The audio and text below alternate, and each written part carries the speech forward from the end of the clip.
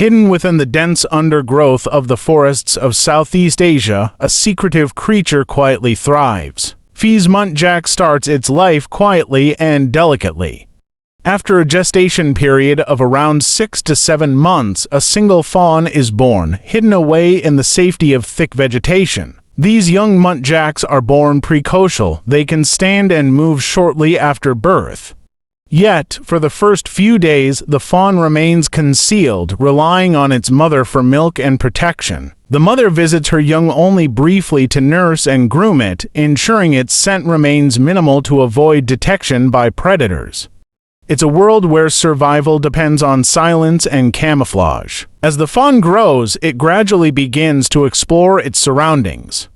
Fea Muntjacs are primarily herbivores, and the young quickly learn to forage for leaves, fruits, and tender shoots. However, they are not picky eaters. Opportunistic in nature, they sometimes feed on small animals, adding a unique twist to their diet. Foraging is not just about finding food, it's a way to learn about the environment, sharpen their senses, and practice the alertness needed for survival. As they mature, Fea Muntjacs begin to develop their distinct solitary nature.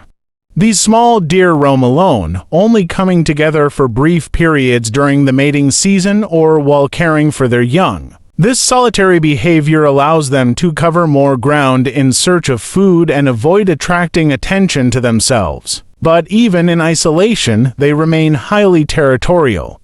Muntjacs mark their territories with secretions from their preorbital glands, a distinctive behavior that sets them apart from other deer species.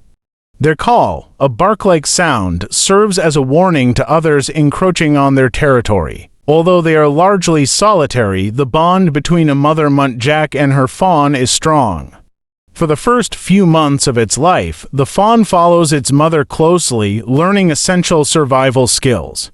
The mother protects and guides her young until it is strong enough to fend for itself. However, once the fawn is old enough, it must leave its mother to begin its own solitary journey. The cycle of life continues. Fea Muntjac is often called the barking deer, a reference to its loud, bark-like vocalizations.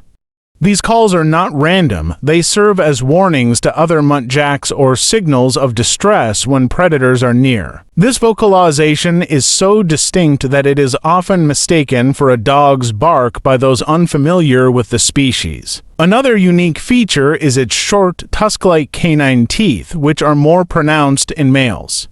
These teeth are used not for hunting but for defense during territorial disputes or mating fights, another aspect of their complex behaviors. Mating season for Fea Muntjac is a time when solitary behaviors are briefly put aside.